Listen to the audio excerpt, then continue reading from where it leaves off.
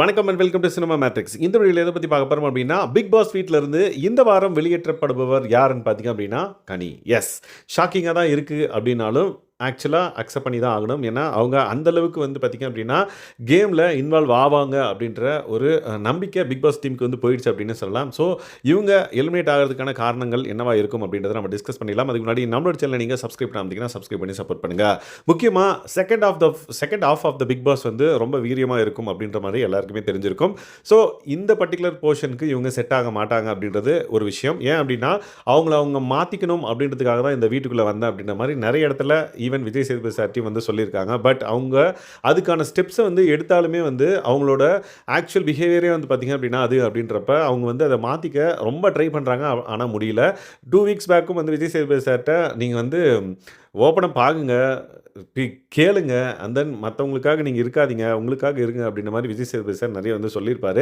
But அவங்க வந்து நிறைய அதை ட்ரை பண்ணி வந்து பார்த்திங்க அப்படின்னா அவங்க வந்து லைக் அதை அச்சீவ் பண்ண முடியல அப்படின்றத விக்கல்ஸ் டீம் வந்து நிறைய டைம் வந்து ஷேர் பண்ணியிருக்காங்க. நேற்றும் வந்து பார்த்திங்க அப்படின்னா விக்கல்ஸ்ட்டை உட்காந்துட்டு இந்த மாதிரி ஐயோ மற்ற ஒரு விஷயம் ஒருத்தவங்க கேட்டாங்க அப்படின்னா நான் நோன்னு சொல்ல எனக்கு வந்து இதுவே வராது, அவங்க எதாவது நினச்சிப்பாங்களோ அப்படின்ற மாதிரி இருக்கும். அண்ட் தென் கிச்சனில் நான் இருந்துட்டேன் அப்படின்னா யாராவது ஏதாவது கேட்டு கொடுக்கல அப்படின்னா எனக்கு வந்து ஒரு மாதிரி ஆகிடும் அப்படின்ற மாதிரி சொல்கிறாங்க.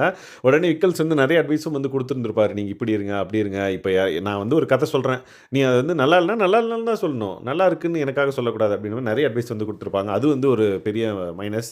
அதுக்கப்புறம் அவங்க வந்து ஒரு கேங்குள்ளே இருக்கிற மாதிரி from the day one portrayal ஆகிடுச்சு. ஒரு என்ன சொல்கிறது, அவங்களுக்கு கீழே ஒரு 4-5 பேர் அப்படின்ற மாதிரி. ஸோ அந்த பர்டிகுலர் விஷயத்தினால மேபி உங்களுக்கு ஓட்டிங்ஸ் கம்மியாக விழுந்திருக்கலாம். And then second of the game வந்து வேறு மாதிரி இருக்கும் அப்படின்ற பட்சத்தில் இந்த பர்டிகுலர் போர்ஷனுக்கு அவங்க செட் ஆக மாட்டாங்க அப்படின்ற மாதிரி நிறைய பேர் சூஸ் பண்ணியிருக்கலாம்.